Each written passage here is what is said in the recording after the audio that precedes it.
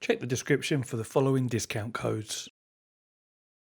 It's been a while since I've featured the OG Playseat Challenge in a video, and you may be wondering why it is that I am, although you've probably seen the title and the thumbnail, or I guess you wouldn't be here.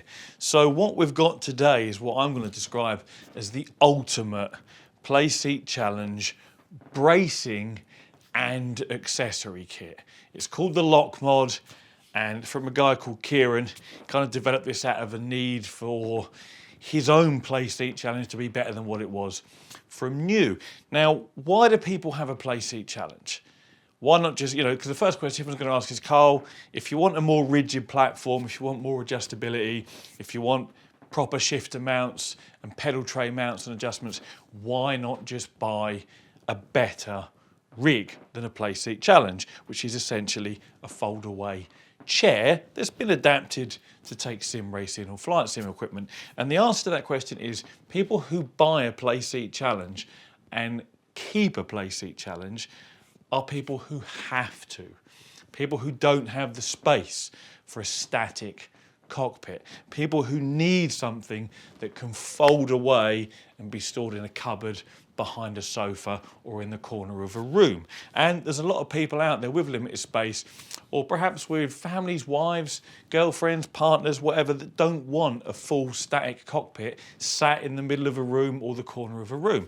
So that's why this product exists. This is why you might want to consider spending the couple of £100, and that's right, this is £200 for this basic kit, on your Playseat Challenge. And I mean, that's similar to the price of the Playseat Challenge itself. Again, to upgrade it, you'd only do it because you've got to. Otherwise, you just, maybe you bought a Playseat Challenge as your first rig to try out sim racing, you love it, you want something better, you just sell it on and you buy a static cockpit. So this video is for people that have a Playseat Challenge and that need to keep their Playseat Challenge. This kit currently only supports the original Playseat Challenge, not the new Logitech edition, but that may be something that comes further down the line. What this kit provides is rigidity enough for up to a 20 Newton meter direct drive wheelbase. There are specific kits for certain direct drive wheelbases. It also adds various shifter mount options, and we're talking solid shifter mount options, and the same for the pedal tray, along with some other accessories, potentials for fitting on USB hubs. It comes with lots of Velcro straps for cable management, and it still retains the ability to fold away in that tall, thin profile that the original Playseat Challenge does. It varies ever so slightly depending on your accessories, what wheelbase you have, what pedals you have, but this applies to the Playseat in its original form as well. If you've got a huge direct drive wheelbase, it's not going to fold away quite as slim as it would if you had a Logitech G920. The same applies here. Now, let me just give you a quick look at this kit as it comes. I'm yet to kind of properly unwrap it, but I figured I'd just give you a quick peek at what's in here. Everything you see, or most of what you see, is 3D printed, available in 3 different colours: black, soft white and white. And then there's some aluminium, small aluminium profile pieces and some aluminium tubing as well. There is a excellent installation video guide, which I've got up on the screen in front of me here, and that's what I'll be using to assemble this onto my Playseat Challenge. And then we will, of course, be testing it out to see just how rigid it actually is and just how easy it is to fold it all away again once this is all installed. So I think without further ado, I'm going to press play on this video and get this all installed.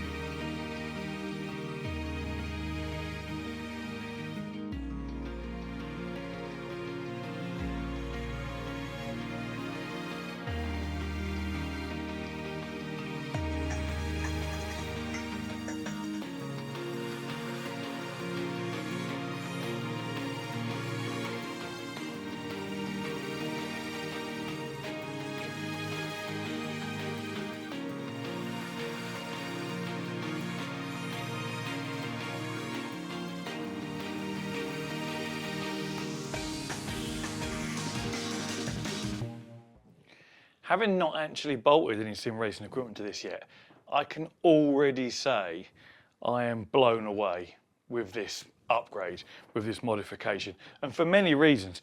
Not only does it definitely do what it advertises that it can do, which is add rigidity and adjustability and the ability to take more powerful wheelbases and stiffer pedals, you know, brake pedals, for example, a more solid shifter, well, there is no shifter mount as standard, but a solid shifter mount. The research and development time that must have gone into this would just be ridiculous. There are so many parts. I'm going to give you a close-up here of just this one. Again, because it is 3D printed and it's available in 3 different colours, like I mentioned earlier. But there's just so much that would have to have been designed. This is just sort of clamping mechanism that most of the quick releases use on this upgrade. And you know, there'll be something that slots into here, in this hole in the middle here, and then you'll put this over and you'll just clamp it down there. There's a nice little stop edge so you can't go too far. It's adjustable for tensioning, and you know, the 3D print quality itself is really, really good. You know, I would say excellent in actual fact, but there's just so many parts, even just to design here for this one item. And then let's just have a look at another couple of others. Just for example, this piece here. Again, this is a separate part. This is a separate part. That same quick release mechanism as you see a minute ago. More separate parts. It's just, this all had to be thought of, designed, trialed, tested, improved upon. And I'll get the camera now and just do you a little close-up walk around so you can see just how much and how many different parts there really are here. It does kind of look like we've attached scaffolding to our Playseat challenge, but if we look at it, I'll kind of explain what each part does. I mean, it should be fairly obvious, but one of the things that this suffers with is flex here on this plate itself.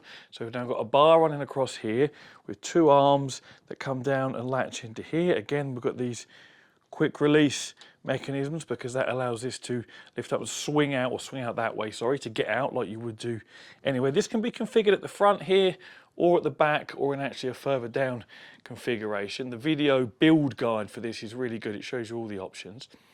We've then got, let's look at these here, for example. Same thing, this is when we go to fold it away. You can just quick release, pop it out, and this will come up. In fact, I'll try and do it one-handed because it's not terribly stiff, I don't think. There we go, that comes up out of there, ready to be folded away. Again, it's not really designed to be done with just one hand, but you can. And then this goes back over and back in, and obviously down to there. Now, a combination of this and these legs here, again, another quick release, are what remove the sort of flex and play upward and downward and backwards and forwards here. So a combination of this, this, and this is what allows you to now bolt stronger direct drive wheelbases to this, and for it to obviously not flex around as much as it did. It will never be as solid as, you know, an aluminium profile rig. That isn't the intent here. This is for people that have to have a rig that can fold away, but that do want to be able to bolt something more than a G920 to it, for example. You know, you'll still get a little bit of flex in this plate itself because it's still only as thick as it is, a couple of mil, but a huge amount of that has been eliminated. A huge amount of the sort of front to back wobble here. I can already, the whole thing now kind of moves as one solid unit. And that's the other thing, in spite of, you know, the extra rigidity gained here, the whole platform itself will still have a certain amount of, you know, movement when you're sat in it, because it is still only sat on, you know, these sort of small footprint, so to speak. But like I say, the difference is night and day already. I can tell, and I've not even used anything. You know, just by installing all this, which probably took me 2.5 hours, maybe something like that, maybe 3 hours. Just so many parts that all had to be thought about, that all have to work together, slot together. Like even so, this here, for example, this is designed to replace just straps.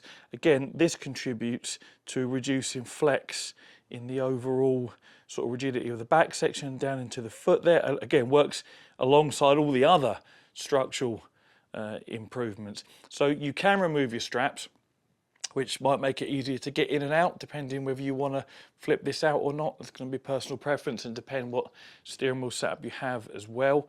I've left mine on because to remove them, you actually bend these out of here, which means you're probably not going to get them back in again. And because I use this Playseat Challenge for video production, I don't want to butcher it so that it no longer looks like a Playseat Challenge. You know, should other upgrades become available for me to test. We've got a set of wheels here because once it's folded into its upright position with this new equipment on, plus heavier, more beefy sim racing hardware, it's going to be a relatively heavy unit. So he's made some wheels, a little axle there so you can wheel it around. This tray is for your cables and whatnot to sit on so they don't get caught up behind the wheels or drag along the floor. We've got, this is an optional like heel plate. You don't have to have this, it depends what pedals you're using. If you're using 2 or 3 standalone pedals, then you could have this optional heel plate. It adjusts up and down, it tilts backwards and forwards, it slides forwards and backwards, as do these. I've left these loose, obviously I haven't fitted any pedals yet, so these can slide up and down and put them wherever you like. The angle and height of this is adjustable at the back here. Again, quick release, and this whole end will slide up and down on these uprights, and these will slide in and out of here as well. It's just, I honestly don't know how long this must have taken to come up with and design, because like I say, there's just so many parts. I'm really, really impressed. Not just with the sort of the quality of the 3D printing, but more the engineering and design of it is what's really impressed me. You know, I mentioned earlier it was a couple of £100 for the base kit, you know, perhaps without optional upgrades, and I thought, well, that's fairly strong money for an upgrade. But when you think each of these parts had to be individually 3D printed, each of these bolts had to be put in, because they all come in ready for me. I didn't have to do those myself, they were already there. All of that takes time and work, you know. A couple of £100 is not a lot of money, depending just how long this all takes to produce. 3D printing isn't fast. Anyway, shifter mount. Made of small pieces of aluminium profile. It's even 3D printed, little end caps, just to tidy up the aluminium profile. Not even really necessary in my opinion, but just attention to detail again. And this is, because it's aluminium profile, the way it's constructed, you can already see it's quite adjustable. Things can be slid in and out, things can be slid up and down, angles can be changed. So you can accommodate, you know, a handbrake perhaps here, a shifter here, whatever you want really. It's entirely up to you. H pattern, sequential, I say entirely down to you. Now, as far as like, you know, you think to yourself, how on earth is this still all going to fold away, Carl? Well, again, this shifter mount is on quick releases. One there, and there's one here. And once you've done that, this swings out like this. And if the seat was actually sort of folding its upright position, it would swing underneath the seat with everything still attached to it. The assembly video shows this really nicely. But it's, again, it's just how on earth did he come up with all this? It must have taken a phenomenal amount of time. But yeah, then it would just obviously swing back in place. Again, this is all much easier to do with 2 hands, but you get the idea. Slots back in there, and you would then clamp that around there, same as everything else, and the same for the top one.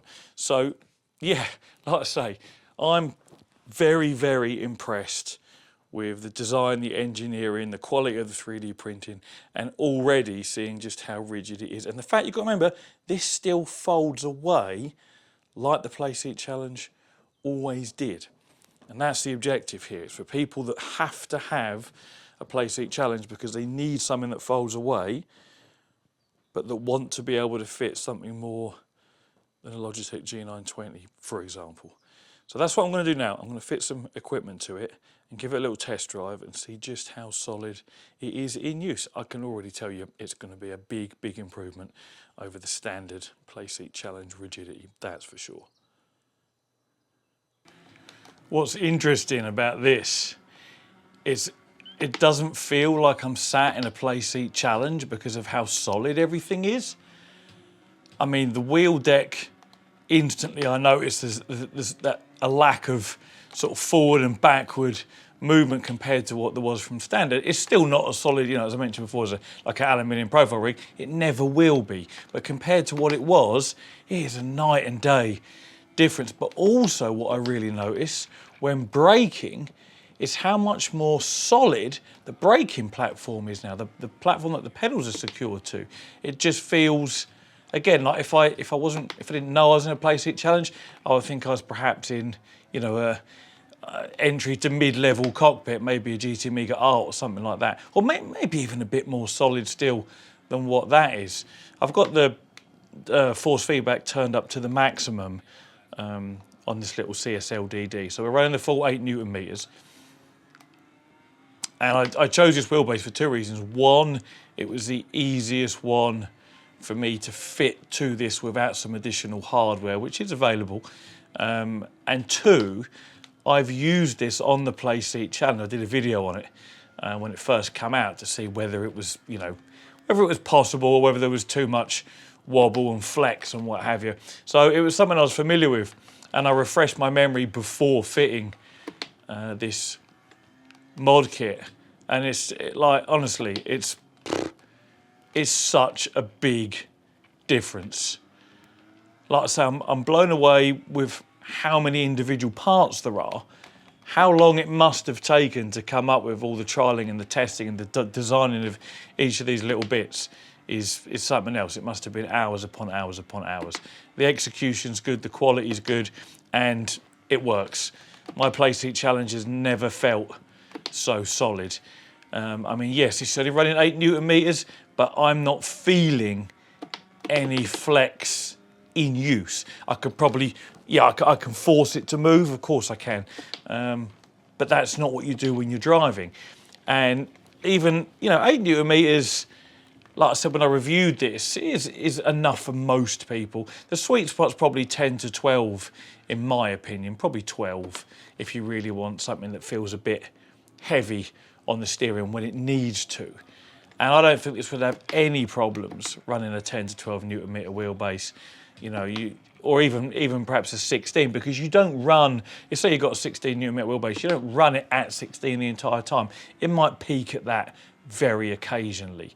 So this this upgrade kit is just, well, it's kind of the one upgrade kit to rule them all as far as the Playseat challenge goes. And again, this is only if you need a Playseat challenge, otherwise you would just have a different rig in the first place. But it definitely does what it says on the tin. The adjustability is great. The customization is great. The different options you can get for shifter mounts, wheelbases and what have you is all there. 3 different colours to choose from. I initially thought £200 or £250, depending on what you want. Strong money, but you would only buy it if you had a Playseat challenge that you needed to keep. And when you look at the hours that's gone into this, you can see why the price is what it is. You know, it's not being produced on a mass production scale. Everything's 3D printed. There is hours and hours of work put into each and every one of these, ignoring the development time. Now, this is all well and good, Cole, but does it still fold away? So, let us find out. Well, let's let you find out. I have already folded it away once, and only once. So we'll see how this goes. Now in this instance, I've got a quick release wheel, so I will take it off because why wouldn't you? That makes life easy. And if you've got a direct drive wheelbase, well, we're all going to have quick release wheels. So that is a fair test. I'm also just going to unplug the wires because again, this is what I would do if I was folding. If this was mine, I'd unplug the wires and then I'd put it all away. Now you can get in and out without undoing this, but I'm going to show you how to do it. You know, you can literally just hop yourself up and out, but we'll do it the correct way, so to speak. So you undo those two, which allows these to pop back.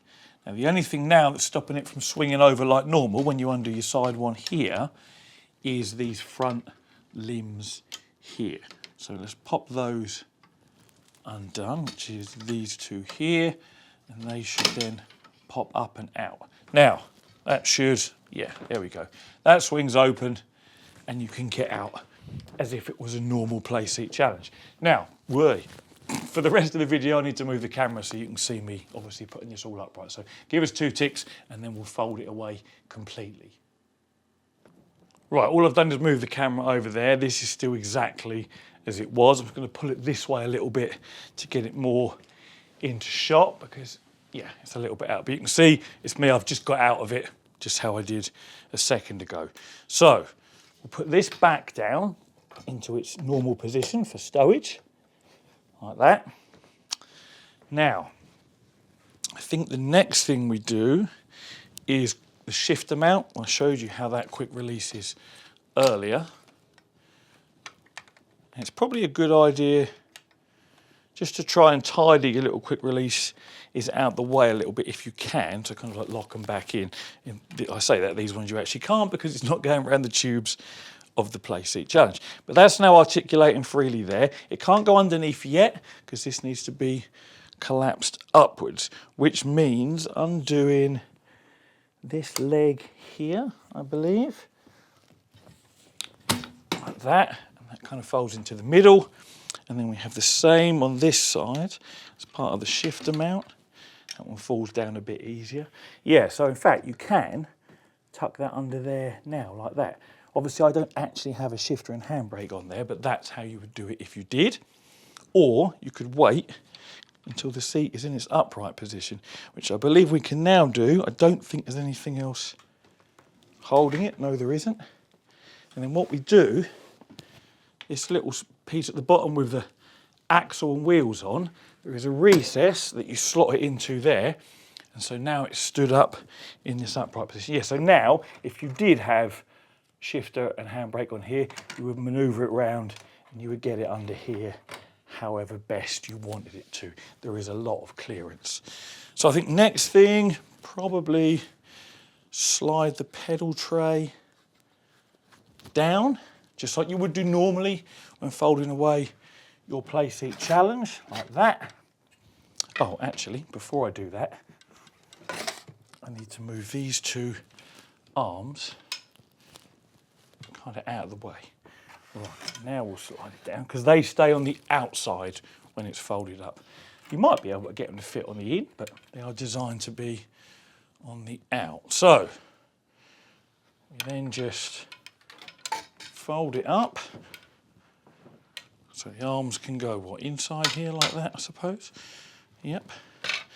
And you've got your additional sort of support for the pedal tray here. If you just undo the quick releases there and there, that can then slide up and be flush in there as well. So these do kind of flap around a little bit. Oh, I need my little strap that holds the pedal tray up. What have I done with that? I think it's here. Well, at least there's one here that I can use, I reckon. Yeah, that should do. And once that's in place, that really is it, isn't it? Nothing else to it. Yeah. So that, miraculously, still folds up to being a very slim Playseat Challenge, just like it was from factory. That's actually incredible. And of course now, we've got the wheels on the back there that allow you to wheel it around with your nice new mid to high-end sim racing equipment.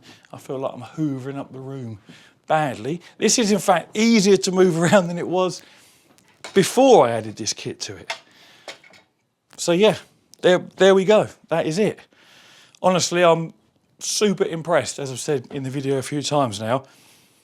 Kieran must have put so many hours into designing all these little parts. And you imagine in your head, you go, right, I want my Playseat Challenge to do this, this, this, this, and this, and then be able to visualise how that's all going to come together.